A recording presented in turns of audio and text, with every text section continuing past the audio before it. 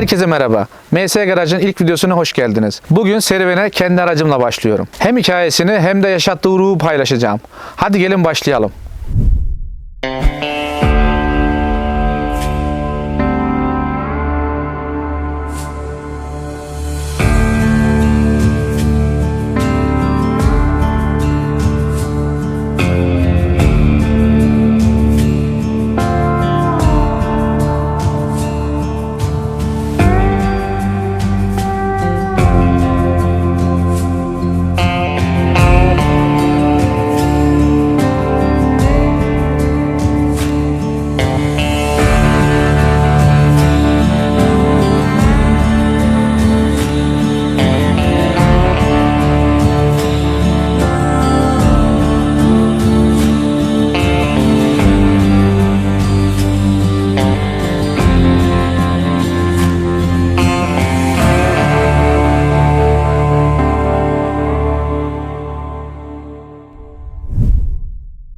Merhaba, ben Mehmet Semih Özelir.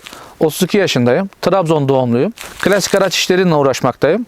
Klasikler olan tutkum babamın ilk sahip olduğu bu araçla başladı. Ben doğduktan sonra tabii babam aracı çok aktif kullanmamaya başladı. Aracı köyde garaja çektik. Babam başka bir araba aldı. Bu araçla ilk karşılaştığım an tabii ilk zamanlarda bu araca merakımız yoktu. Böyle garajda duruyordu. 2000 senesinde bir restorasyona uğramıştı. Böyle gidip geliyorduk. Daha sonrasında her erkek çocuğun olduğu gibi araçlara merakımız olmaya başlayınca işte bu aracı gördüm. Tabii babam biraz arabaya müsaade etmiyordu o zamanlar. Ondan gizli böyle anahtar alıp arabayı işte çalıştırıyorduk, içini açıyorduk, temizliyorduk.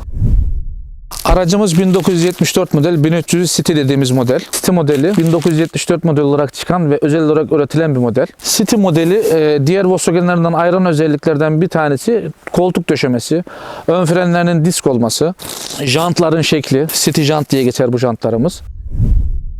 Aracı babam zamanında sıfır aldı. Araç 13 Mart 1974 model. Üretimden banttan çıktı. Ve babam arabayı 13 Haziran 1976 senesinde kendine sıfır olarak, tabii o zaman galeriler olmadığı için araba pazarlarından gidip bakıyor. İşte bir tane Impala, bir tane bunun kabriyosu ve bunu görüyor. Bu hoşuna gidiyor ve bu aracı sıfır olarak alıyor ve günümüze kadar geliyor.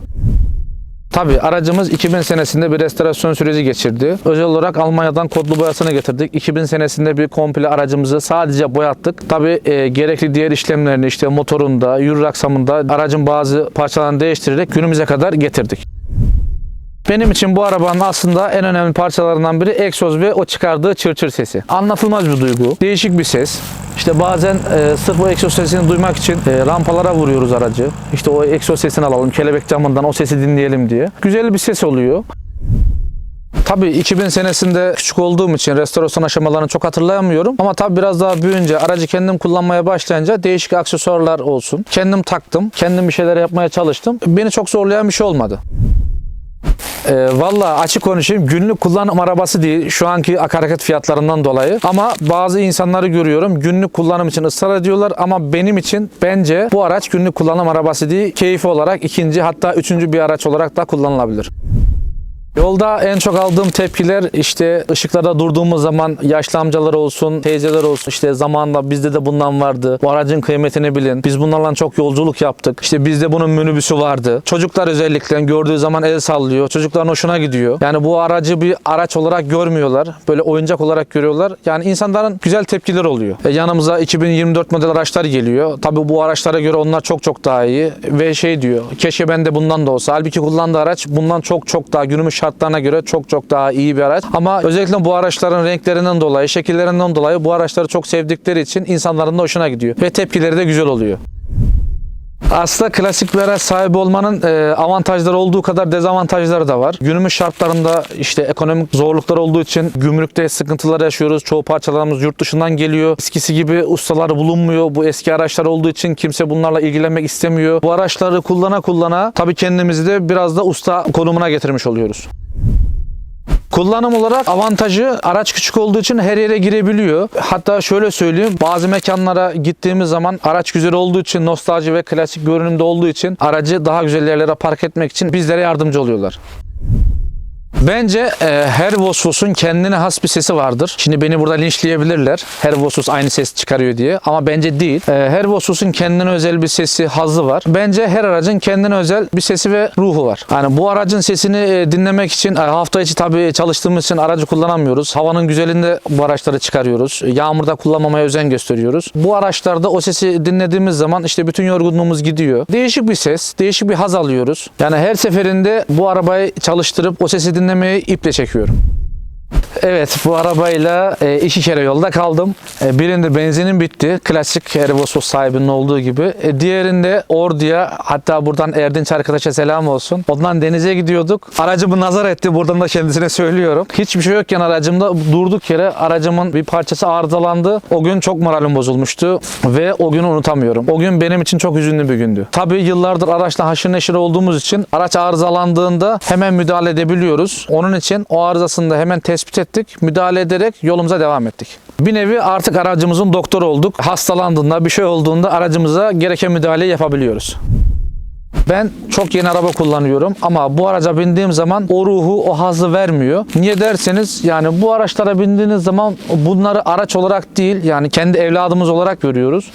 Bu arabalar bizim için bir araç değil, bir yaşam tutkusu. Günümüzdeki araçlar ne kadar teknolojik ve donanımlı olsa da bu araçların vermiş olduğu, yani rahatlığı demeyelim ama konfordan ziyade hazzı diğer araçlarda alamıyoruz.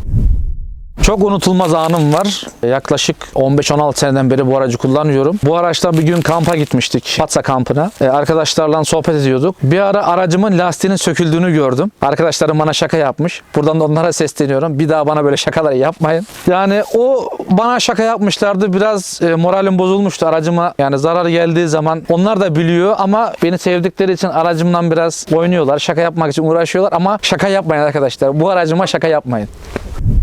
Trabzon ilinde yaşadığımızdan ötürü rutubetli bir şehir haliyle. Ne kadar kollayabiliyorsak kollayabiliyoruz ama aracımızda tabii olabilesi çürüktü, pastı, bunlar ister istemez meydana geliyor. Tabii ilerleyen süreçlerde ufak bir restorasyon süreci aracıma yapmayı düşünüyorum.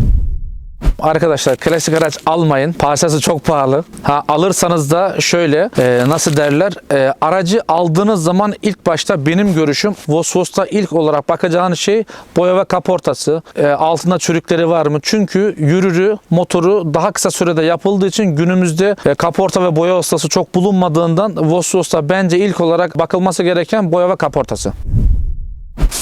Garajımda başka hayalimde gene Volkswagen türü bir araç var. T2 dediğimiz ama B kasa Westfalia dediğimiz bir araç var. Kırmızı olmasını isterim. Bunun yanında olursa çok güzel olur. İnşallah ileride Allah nasip ederse bir tane Volkswagen T2 aracı olmasını isterim.